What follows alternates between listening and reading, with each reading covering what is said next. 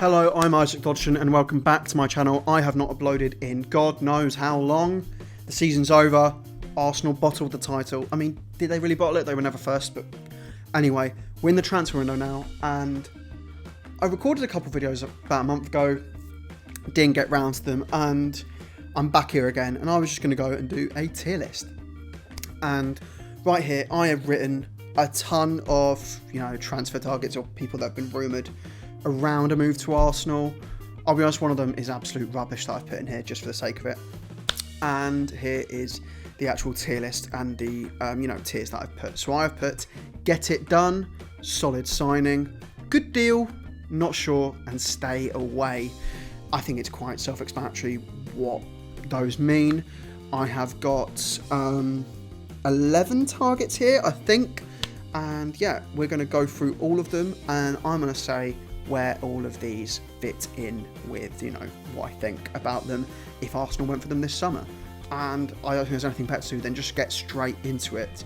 I think we're just going to go left to right. I'm going to start off with Jarell Hato. Now, we haven't heard that much around this player this summer, but I'm just going to speak about him quickly. I think I really like him.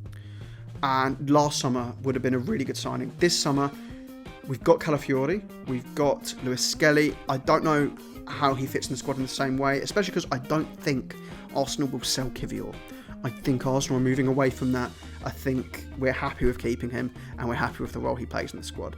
I think signing him would be an indication of Lewis Skelly maybe moving towards a midfield role, and if that's the case, I think it makes a lot of sense, as you might say Calafiori's in his way, Zinchenko's in his way. Zinchenko's probably leaving, and at the same time, I think Calafiori, from what we've seen, I really like him when he's at centre-back, as I think in central areas, he's not as defensively exposed. I think defensively he's much better in central areas. If we went for him, it would move things around. It would move Marzo Skelly probably into that midfield area. But I do think it would be... I'm going to put it in solid signing, because I think Arsenal could get this deal done if they went for it. Do I think Arsenal will do this? No. But I think he'd be a very solid signing. If Zinchenko stays, it doesn't make as much sense logistically to spend this, because Arsenal, as you'll see here, need to sign players in other areas of the pitch, especially attacking areas of the pitch. Speaking of which, next is Ollie Watkins. Now, a move for Ollie Watkins, I think... Arsenal bid, I think, around 40 million in January. Villa reportedly wanted 60 million. I didn't really want Arsenal to do that, because I think it would have stunted a move for anyone in this summer. And did I think Ollie Watkins would have got us over the line to the title? No, I don't think he did. I think he's a good striker, but he's not the striker to take Arsenal where we want to go. And yeah, if they signed him alongside someone else, yeah, maybe. But that's just not realistic, because Villa are going to demand a heavy fee. And, I don't know how his Villa future is looking at the moment, because of, how Rashford came in and kind of took some valuable minutes away from him in the Champions League. I don't know how he's feeling about that. But now Rashford's gone and unlikely to come in. Villa have some PSR trouble. With that PSR trouble, they could try and sell him. But at the same time, I think it's just likely that they just keep him, because there's no real other number 9 they have, and I think he'll stay at Villa. But for what they're asking, I'm just going to put him as not sure, because I think he's a good player, but all the fees around him are just not really worth it. And Arsenal could maybe go in for him if say we don't get the striker targets we want, and there is 2 weeks left in the window. I could see Arsenal grinding the gears for a move for Watkins. But I really hope it doesn't come to that, as I don't think Arsenal should sign Watkins. It's not an absolute stay away, but I really hope Arsenal aren't left in a situation where they have to go for Watkins again. Next is Leroy Sané. Hi, this is me editing the video, just cutting in to say I filmed this yesterday, and just now, like an hour ago I think, David Ornstein has broken that Galatasaray have agreed a deal to sign Leroy Sané. So I'm just going to cut a ton of this out where I talk about it and basically say, this is a good deal for Arsenal only if they get other wingers in. But yeah, I'd take him on a free if we signed another winger in addition. That's basically what I end up saying. And maybe he could still come to Arsenal, but it looks unlikely now. Anyway, back to the video. Next is Benjamin Sesko. It's in between the top two. I am going to put him in Get It Done. I'm putting him in Get It Done purely because I believe this is the striker on the market which Arsenal should be going for. I don't think, the media will have you be thinking Arsenal need the star striker, the absolute star striker, the perfect package. We need a 30 goal a season, number 9 to come in. That's what Arsenal need. And if Arsenal don't get that, they won't win the league. I know that sounds ironic given I said Ollie Watkins can't be the star striker. But I'm opposed to Ollie Watkins also because of his age and because I don't think Ollie Watkins is going to get better at Arsenal. I think you're going to get the player you have. With Sesko, I think he's going to his actual statistics will go up at Arsenal. He'll be in a system which is focused on getting him to score goals. I don't think Leipzig play to his strengths per se. I think when you look at him, he takes a lot of shots. He takes them from areas. He's got the hell of a shot on him. The power he can produce is amazing. And his simple athletic build, I have a lot of faith in Sesko as a player. And he doesn't actually need to get 20 in the Prem, really. We just need a bit of a distraction in the box, a bit more of a focal point that can not only get the most out of themselves and score the most amount of goals that they can, but bring the most out of the width as well. And I think with a big focal point like Sesko in the box, you will get more from our left winger and right winger respectively. And giving someone like that, giving a target in the box like that for Saka, it's a dream. I think he'll do stuff aerially, but at the same time, I believe in his technical ability with his feet as well. And people will say Arsenal needed their man right now. This is a potential signing. It's a bit of both. I think he can have a direct impact now, but over the years, he has super potential to reach proper heights as a striker in European football. But nevertheless, I'm putting him here. Next, this is a really recent target, which is reported by, I don't know, apparently, someone said it was a tier 1 source. I don't believe it. Alejandro Garnacho, stay away. Absolutely stay away. Do not get involved. Do not get involved with Alejandro Garnacho at all. The situation with his brother, who's his agent, awful. Really, it's asking for trouble. This man is a danger to Man United. He'll be a danger to Arsenal. And he's also just not good enough. Do you know what I mean? Like, Martinelli is so much better than Garnacho. I absolutely believe that. Purely because Garnacho is a really selfish player. You can see it in his body language and the way he plays. And Martinelli's problem is he doesn't, trust himself in moments. He doesn't have a bit more ego. But Garnacho has way too much for his ability. And that's the difference. And Garnacho stay away. Do not even think about this. If Arsenal thought about this, no. That is, the process ends when you do that. Trust the process? No. If he does that, process is over, and we're not winning anything. Next, Victor Gyokeres. I'm going to put it in solid signing. There's been a bit of battle online about people questioning whether he's actually a good player because of the types of goals he scored, seeing how much space he has running in behind, how many of his goals are penalties, and the fact that he's only really hit these heights in the Portuguese league. And I do kind of believe in that slightly, but at the same time, can you score nearly 100 goals in 2 seasons and be a bad striker? I don't think so. Darwin Núñez did not do this well in the Portuguese league. Bas Dost, obviously was banging them in Portugal. Didn't do this well. Jackson Martinez, that is an absolute throwback. I remember when Arsenal were rumored to sign him. Didn't do this well. I think he'd be great at Arsenal. I don't know if his play style will translate perfectly to us, but I still think he'd be a good player and Arsenal could get a lot out of him. And if we played to his strengths, he'd be a solid striker for us. But I do just feel Sesko's better. I do just feel Sesko is the better option for me personally. I think Sesko will be slightly more expensive, but I'd be more willing to do that. I would be far more willing to do that. I remember when Gyokeres' fee reportedly was around 90 million last summer, and it was an instant turn-off. whereas Sesko's is apparently rising to 80 this summer, and I'm kind of thinking, do you know what? I'm not that mad. I'm happy to go for that, and I think that's the difference. That's the difference. If you can get Gyokeres for under 70 million, it's a good deal. It's a solid signing, as I put in there. But I just simply believe in Sesko more, and that's where I fall on this. And yeah, that's my opinion. Next we have Kepa Arrizabalaga, which is, I'm pretty sure, a done deal, and I'm putting him in good deal. I understand the fallout in that people have criticised Kepa for years since he signed for Chelsea, and he has had clangers. He's had moments, the fight with Sarri in his first season. He did actually have a good season for Bournemouth last year, and at the end of the day, it's a backup. We wanted Joan Garcia. We bottled that last year. Edu bottled that last year, that deal for Joan Garcia, and now that's fallen away, it's not really worth spending in between 20 and 30 million pounds on a backup goalkeeper, especially given how much Arteta likes to play as number one. Like Wenger used to give his number two all the Champions League group stage games.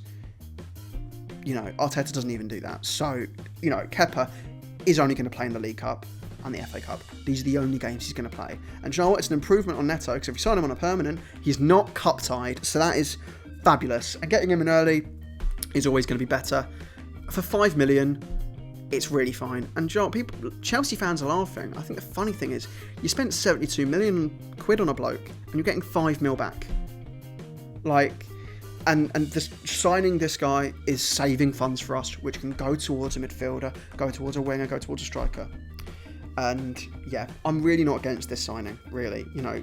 You can tell him he's going to compete with Raya. He's not Raya's class, but still, I think it's a fine signing. He's 30. We can have him until he's like 34, potentially as a number two, really, because goalkeepers, their age really is not as relevant as outfield players. Next, we're going to go for Lucien Agume. This one was reported very recently through some in the knows. Obviously, I can't validate that at all, but I'm going to put it in solid signing. This one was related to the fact that if Arsenal don't extend Partey's deal, which we've now gone beyond the point, his contract is void at the moment. The Premier League listed him as a released player. There is a lot of quietness around it. We don't know if Arsenal are going to extend Partey or not. Apparently Partey has certain wage demands. Arsenal aren't fixed to that. Arsenal have a certain wage structure, and because his role's changing with this squad, this new contract should represent that, and there's some back and forth on that. I don't want Partey to stay at Arsenal for a multitude of reasons. I can't mention one of those reasons, but some of the other reasons are I do not trust him to stay fit. He's just had his first season at Arsenal where he's barely got an injury, and I don't trust that to continue, especially with his age. Another issue I have with Partey is I just feel like he just has the occasional odd moment where he will just make a random mistake. Like, people talk about his consistency and his high quality. Talk about a player on their best day, yeah. On his best day, he's a good player, he's a cracking player. But he occasionally just has these brain-dead moments where he just loses awareness and the intensity of their... I don't know if anyone watched it. I was at the Newcastle game, which is our final home game, and there was a moment in the first half where he was dribbling on the ball. Not dribbling, just kind of jogging on the ball. And it felt like pantomime. Everyone yelling, he's behind you. As Anthony Gordon just ran from behind him and just nicked the ball off him. Just no awareness. And I don't believe that Partey's not capable of that. I always feel like he's capable of that. And Agume, I don't know too much about the player, but it's reported Arsenal could get him for around 20 to 25 million. He's young, he's come from Inter Milan, now at Sevilla, and, given the squad role he'd have, playing as... would he be the second, 6? Obviously, Rice can also play there as well. I think, we might have different formats with a pivot, double pivot, where he could maybe play with Marino in a double pivot in a kind of second team way. And I like the idea of bringing him in, as I don't think all of your second options should be younger options who need developing, but having the occasional player like that in, as, Zubimendi's 26. Or 25, I think. He's about to hit his prime. Rice is hitting his prime. And having a player like that, underneath him, good. It's annoying that Sambi Lokonga isn't the player we thought he would be, because then we would just have him there. But yeah, I'm all for a deal like this to go through, but I do need to look more into the player, and I'm very much putting him here because I'm putting Agume here more for the fact that he represents us getting rid of Partey than us signing Agume. I'm being completely honest there. Next, we have got Mark Gay. And this was reported recently. Obviously, Arsenal were linked with Dean Huijsen before the window started, and then obviously he's gone to Real Madrid. And this rumour's come away recently. Arsenal are interested in him. I'm not putting in good deal because I do think financially Arsenal would have to really bite a bullet here. His contract has run down another year. I think he's only got one more year left on it. I think you can get him for about 70. Max, if you bid 50, they might talk because there is only 1 year left. I would put him in solid signing. I really rate Mark Gay, really do. I think he was really phenomenal for England in the Euros last year. I think he was one of England's best players, one of the most consistent performers in that Euros. And yeah, I think he'd be fantastic. I don't know if he'd want to sign for Arsenal, really. I think that Newcastle move really made a lot of sense for him last year, purely because he was riding on that wave of the Euros and he'll get more game time. At Arsenal, he just doesn't get that game time. Gabriel is still here. Saliba is still here. This signing maybe makes a lot of sense if we're worried about Saliba's future, but there is rumours that we're still looking, that, the contract talks are looking well and, are looking positive for him and Saka and for the younger players. But with Gay, I'm not opposed to us signing him at all. As, Tomiyasu's squad role is going to be gone. That's someone who could potentially fill in at centre-back. Timber, who can fill in at centre-back, really is a full-back. It just gives us, 4 solid centre-half roles, really, who are centre-halves and nothing else but that, which is, Kivior, Gabriel, Saliba and him. And really, really strengthens our depth. And if there's anything I want, it's Arsenal rotating so much more. And could we drop Saliba against, say, a lesser Premier League side, or in every cup game, or the occasional Champions League game for Gahey, if he just needed a rest and he was like 70%, I wouldn't be mad. That's the thing. We need to just be aware of that and do that much more, because there's so much more games, and we need to do that. And yeah, he'd be a solid signing, but Arsenal need to prioritise the attack and the midfield before we go near a centre back. And that's my belief. If Arsenal get the striker, wingers and midfielders that I think we need, and we don't get a centre-back, I'm really not mad. I think you just keep a Zinchenko and you make Calafiori centre-back, just to kind of make the squad make more sense. And maybe if you have room to get something, you get something in January. But, if we get our deals done by the start of August, maybe you go in for Gahey. But that's where I stand on it. The next player, Martin Zubimendi. Well, this deal is done. Everyone's saying it's done, apart from Real Madrid outlets who are saying he could go to Real Madrid. I don't believe that in a second. I think this player is an Arsenal player. This player is done, and I'm going to put it in and get it done. Not just because it is a done deal, but also because I do think he's a fantastic player. And as soon as this deal kind of became a rumour in January, I was speaking it out and people explaining it as him being, imagine what Jorginho offers this side, but he's 5 years younger. And that is a great player. I really like Jorginho. And Jorginho, actually, I feel like I learned lessons from him about football, because I did not appreciate what he was at Chelsea. I thought he was massively overrated. I hated that he finished third in the Ballon d'Or. And while at the same time, I don't think he should have finished third in the Ballon d'Or. When I saw him at Arsenal, I thought, do you know what? He's actually a quality player. He actually can really control the pace of a game and can dictate a game from his position, despite not quite having the athletic qualities of, say, a Declan Rice. And you look at what Jorginho offered in that pairing with Rice when they played together last season, and they were phenomenal together in the kind of run-in in 23-24.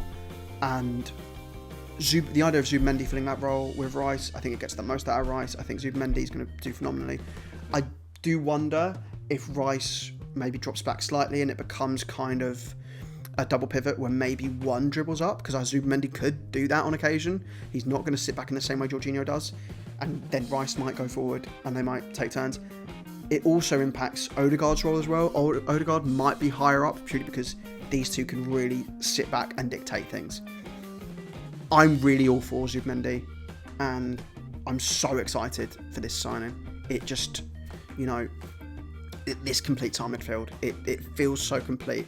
And I just pray everything is there to just give Odegaard a platform to perform. And I just want Odegaard to improve on last season and get back to his best, as that's really what Arsenal need. Everything is there to give him that, and he just needs to get back to his best, because I really believe in Zubimendi to really just the idea of him and Rice, just they will work so well together. And finally, we have got Rodrygo from Real Madrid. Get it done.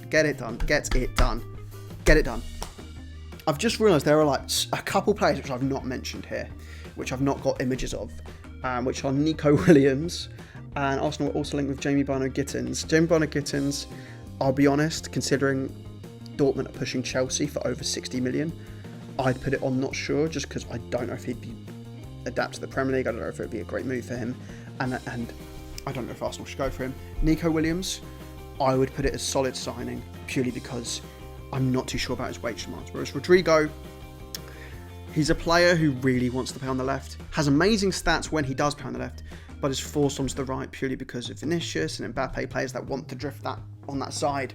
And against Arsenal in the Champions League, he didn't impress, and I think that is down to the way he's used at Real Madrid. Very similarly to Sesko, I think his stats would improve if used in the position Arsenal want to play him in, and in the system Arsenal want to play him in. And he adds a different dimension to our left wing. Martinelli just takes it to the byline and wins corners for us. He doesn't take his man on properly. He doesn't have the Jogo Bonito that we believe he should. And Rodrygo, I believe, has that. And I'd like to keep Martinelli, and underneath Rodrygo with that extra competition, maybe we'd see more from him. But the idea of us ending the summer with a front three of Rodrygo, Sesko, Saka, or Rodrygo, Havertz, Saka, just we have more options. We have so many more options, and Rodrygo has to sign. I need these three to all be Arsenal players by the time the Premier League starts at the top. These three have to be Arsenal players by the time the season starts. And the rest of them, I mean, Kepa will be. Kepa is going to be an Arsenal player.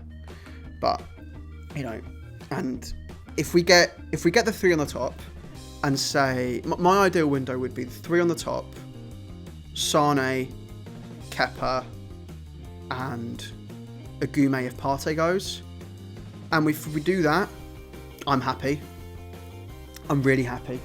And then the other signing would just depend on outgoings and maybe getting potentially Guehi or Joao Hato.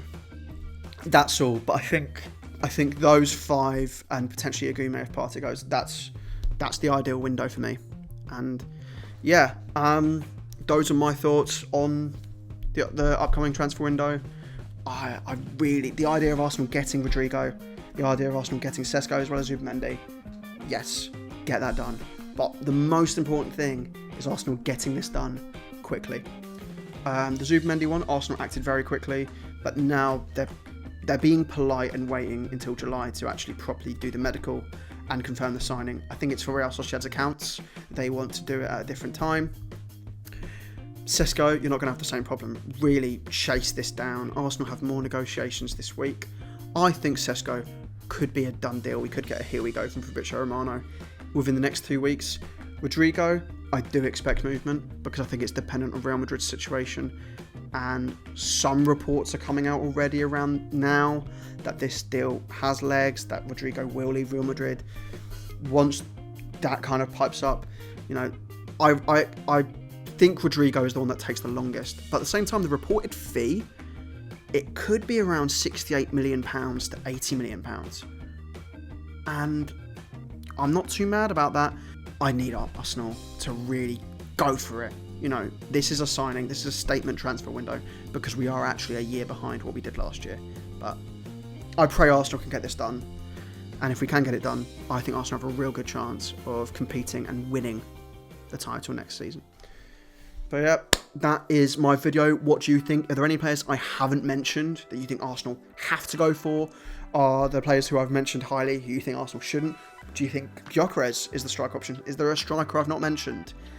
And where do you think Arsenal are going to finish next season in the Premier League if they get all this done? Like the video if you've enjoyed it. As I said, comment below. Subscribe if you are new and you want to watch all of my new videos. I'm going to try and make videos regularly on the transfer window on next season. I'm also not going to talk exclusively about Arsenal. I'm going to try and speak about other clubs, you know, the situations at, you know, Tottenham with Thomas Frank, Man United with, you know, players leaving, and Amorim's transfer window, Chelsea and all sorts. But yeah, hopefully you enjoyed the video.